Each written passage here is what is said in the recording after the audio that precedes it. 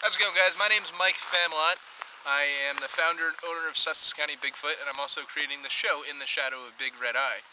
I just wanted to give our first episode to be kind of like an introductory episode about me, about my philosophies of Bigfoot, about what I've been doing, and also just a little bit about the show. I'm here with Lisa, my good friend, who's been Bigfooting for Hi. how many years? Oh, at least 5 years.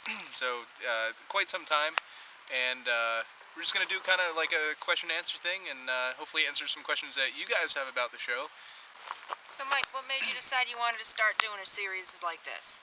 Well, there's shows out there with that are on TV that don't show the real aspect behind of what Bigfooting is. They show the cool stuff, and all that's great, but I want to focus this show on just doing something in the woods with your friends, and doing something that you don't normally do, and people don't normally do, because I think that's really the most important aspect of Bigfooting, is just being outside and exploring nature. The show's going to be like a beginner 101, Bigfooting 101, for people who may be interested in getting into it, and show like our research techniques and stuff of if someone wanted to go out and do their own thing. I'm also going to have a section of the show be about like analysis of evidence, which no one else, to my knowledge, does. So we'll do like track casting, video analysis, audio analysis, all that good stuff. And what's your philosophy on Bigfooting? Well, I think Bigfoots are like an actual physical thing. There's some people think they are in cahoots with UFOs and they could shapeshift and stuff. I don't necessarily buy into that. I don't think negative about anybody that does. I think it's good that they have their own philosophy. I think they're actual animals, and just like a bear or a bobcat or a mountain lion. And I think they're just really intelligent, and I think that they don't want to be found. So if you have an intelligent animal in the woods that doesn't want to be found, that's why it's so hard to find and get evidence of these guys. And what's the top 5 best pieces of evidence that you've collected so far? Our top 5, I've been Bigfooting now for 6 years, I think. 7 years. You've been with me a bunch of times, and we've gotten some pretty cool stuff. I think the first one is when we camped in, we'll start with number 5. When we camped in Sparta Mt, and we saw those tree structures, and They were pretty cool. when we camped there the one time, we weren't supposed to camp there, but we did, and we got that, it was just eerie night. I was not comfortable that night, and we heard that loud tree getting pushed over.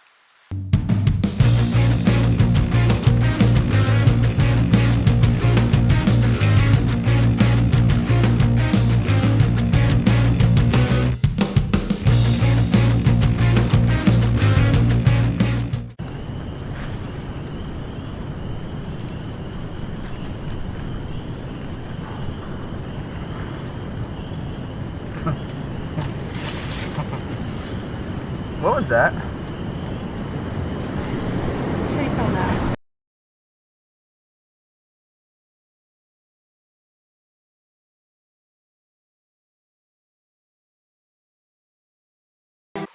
We're in upstate New York now, a place that we've been coming to for about a year now that definitely has a possibility of Bigfoots here. So we're going to film this and then go out and do a little night investigation.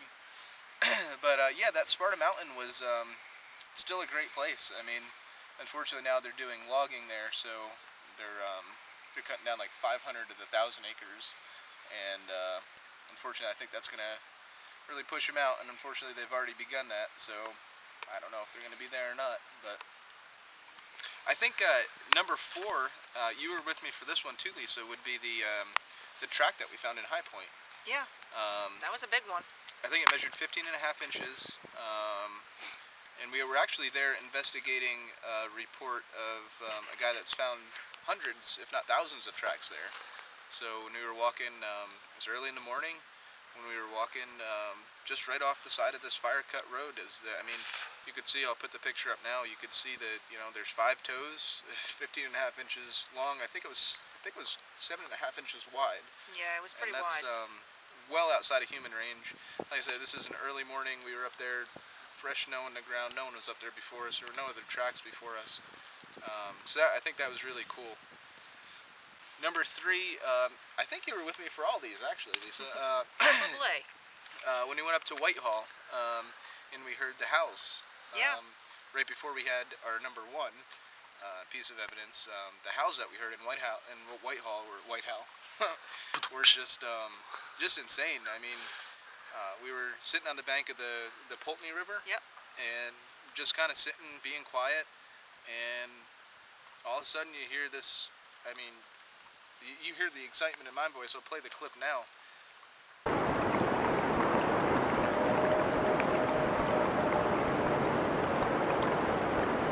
What is that? Where? Which way?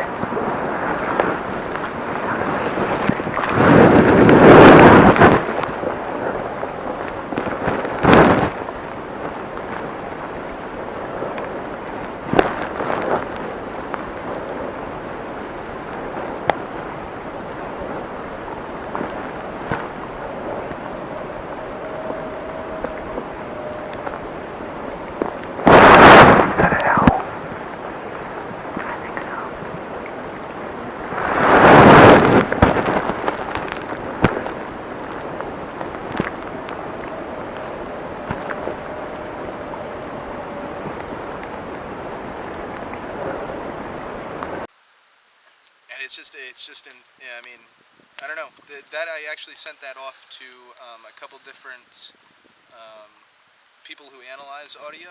Sent it off to, I think, Oxford University actually, and they came back and they said that they think it was probably a coyote, but there were some discrepancies in it. People still thought different things, and I did also send it off to a guy that analyzes audio from the BFRO, and he says that is without a doubt a Bigfoot.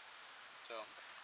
Number 2 was the howl that we recorded up in Balsam Lake, February of last year.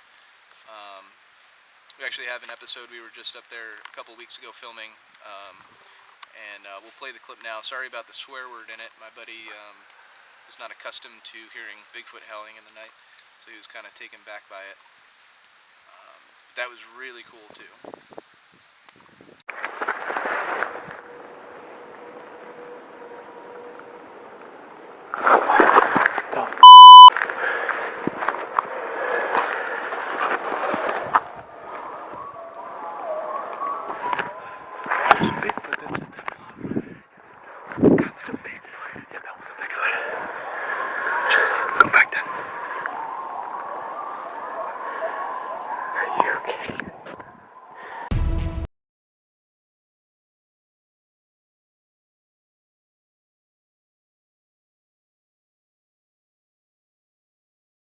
And I think our number 1 top evidence that I've ever gotten doing Bigfooting would have to be the Whitehall eye shine that we recorded.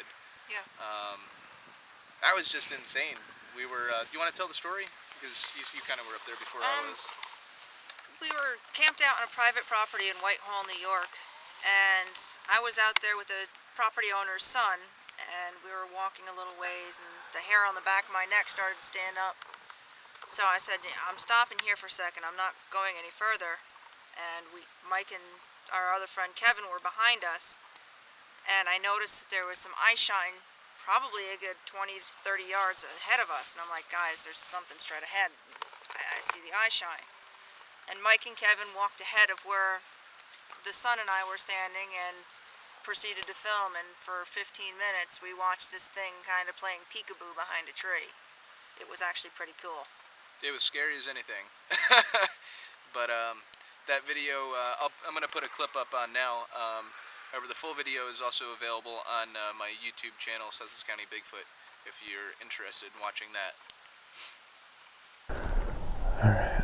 Alright. Yeah, I got him. I got it on here. I got it right here.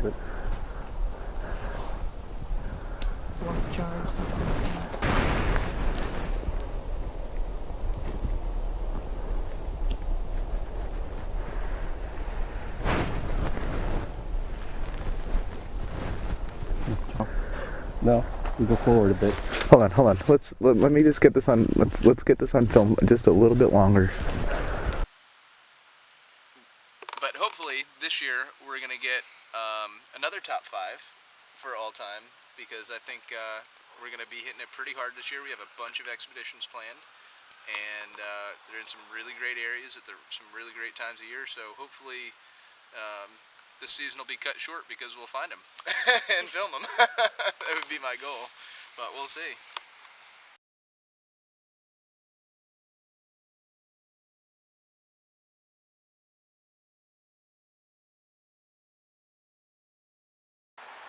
Since this is the very beginning episode, I just want to show you a couple things, like a little checklist or whatnot, what to bring when camping. There's two very different forms of camping. There is backpacking or backcountry camping, which is where you hike everything into a location and camp there. And there's front country camping or primitive camping or car camping.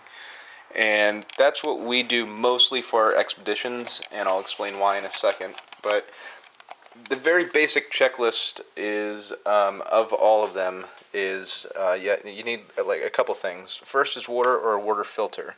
If I'm normal camp like car camping, I bring 2 Camelbacks filled with water. I get them nice and cold in the refrigerator before I leave.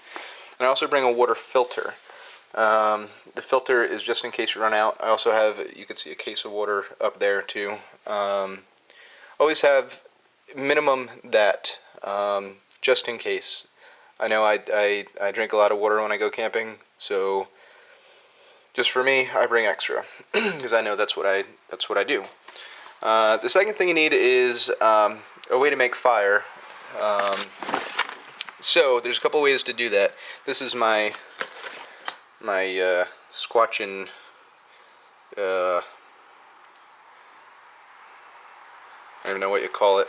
It was my research organizer, but it's not really organized. As you can see, I just cleaned out my car. That's why it's so messy. So fire. I always have a couple lighters. I mean, it doesn't hurt. If you want to go primitive, you can do anything from a bow drill to hand drill to, I mean, there's countless ways to start a fire primitively, but for front country camping, I always have a lighter. This is my cook unit, in case I can't get a fire or fires are not allowed. It's a little MSR thing. I take this when I go backpacking because it's so light. It hooks right up to this propane little stove thing. It's perfect for boiling water in case you need to purify your water, or if you have like mountain house meals, just add water meals. Perfect for that. And you need something, a container to boil your water in or cook your food in. This one, as you can see, it's gotten some use, and it comes handy dandy with a couple coffee cups. Alright, now the next thing you need is shelter. So I'm going to walk inside real quick, since like I said, we're just going on a day hike today. So for shelter, somewhere in there is my tents. I have 2 tents. One's a 1-person tent, very lightweight. It's perfect for backpacking. The other one's a 4-person tent, and that one, I will bring that out in case I need to have room for extra gear or whatnot. Then what you sleep on is a sleeping pad. This is my main one. It's a Thermarest ultralight backpacking pad. It's small, but I fit on it.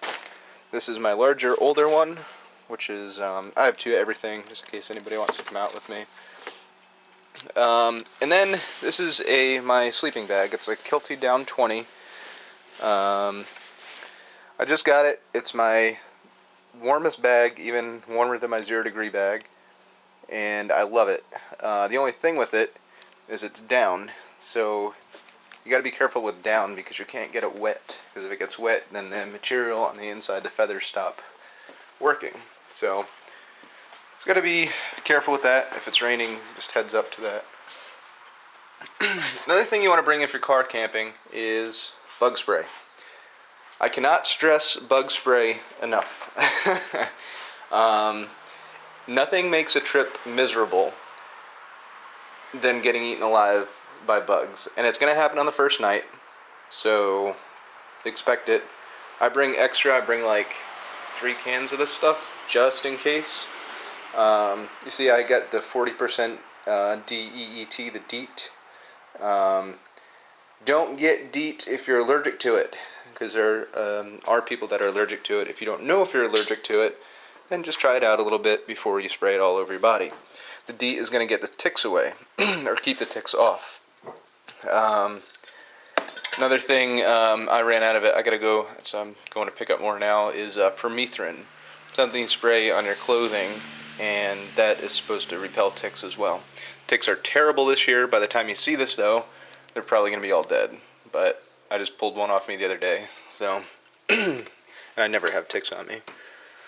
The other thing you need is cordage, which I have in here somewhere. Cordage is used just as a kind of survivalist, just in case type thing, and if you need to make an emergency shelter or anything, hang a bag from the tree so bears don't get it. Speaking of bears, I always have bear spray on me. Never needed to use it. It's apparently like 10 times more powerful than mace, but I always have it with me, and it's not just for bears, if you know what I'm saying. You can spray up to 40 feet, and we'll take down a human no problem. But I've never had to use it. Also check where you're planning to go camping, because it is illegal in some states. So I'll just show you. I have my trail cams up here because I can't fit them down there. Some Advil, Motrin in this case somebody gets, has a headache. Flashlight, a headlamp. That's the top drawer. The second drawer down here is an interesting one. It used to be just my map drawer, which I have maps for everywhere I go. Probably have over 200 maps in there. But that is, I bring all the maps I go, even though I know where I'm going to be. And that's just because if we wind up somewhere else, or get stranded, or want to go squatching somewhere else, or I don't know, whatever. An extra pair of gloves.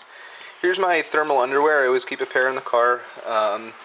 Even, summertime where I am in Jersey, you're going to get in the 60s, 50s at night. People don't realize that's still chilly at night, especially if the wind's blowing or if it's raining. So even though, hypothermia is anything below like 96 in the body temperature. So if you're out prolonged in the elements in 60-degree rainy weather, there's a chance you're going to get hypothermia. So I always have a dry pair. They stay in the car. They don't go in my tent. Stay where it's nice and warm. The other thing I have in here is my rain gear, because it rains every time I go camping, no matter if it's not supposed to. I don't plan it that way. I actually plan for weekends where it doesn't rain, and it always rains, so that's what I have that there for. Again, they stay in my car, always have them there. This is my kind of action area. This is, it's like my mobile charging station. As you can see, all the wires and the mess and the bird's nest of wires. What the oh, my life vest. Oh my, God. So in this one, it charges all my equipment while I'm driving, which is really cool. So that way I can have less downtime when I'm filming. There is still downtime because, batteries do run out. So speaking of the things that can't recharge, I have extra batteries. I have a ton of extra batteries. Never hurts to have too many. I guess if you're in a fire, maybe it would.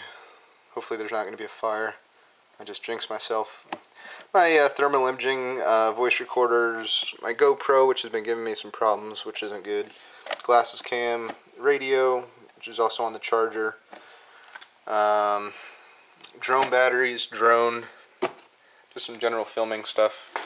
Also not pictured, well, you can see I have my fishing poles, tackle box, camp chairs, tripod. I think that's pretty much it from the car. Not pictured, I do have my day pack and my overnight pack. Overnight pack has clothes, tent, that kind of stuff in it that I just don't want to clutter up the space in the car with. And then the day pack will have my squatching stuff, hydrocal, extra water, camelback, that kind of stuff. So, there's that.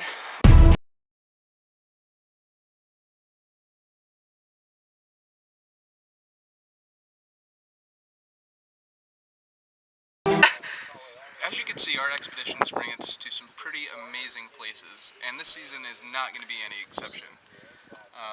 I do want to say that the technology in the beginning, first couple episodes, is not the best. We don't have the best equipment, but throughout the season it does get better. And as I watch through the sunset over the Kinnatitty Mountains over Pennsylvania, can't help but imagine how much of an area this has for a Bigfoot. And you have no idea how much I appreciate you guys, watching our show and watching our journey in the shadow of Big Red Eye.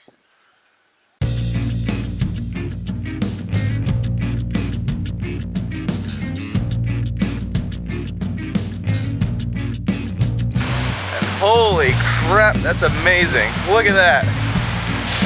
We made it to Bass Fish Falls! So some of you may be wondering what I'm doing standing on top of this ledge in the middle of the woods. Well, right now I am currently standing in 3 states. We have New York, Connecticut, Massachusetts. So, I'm going to take this opportunity to cross 2 states that I've never squatched in off my bucket list.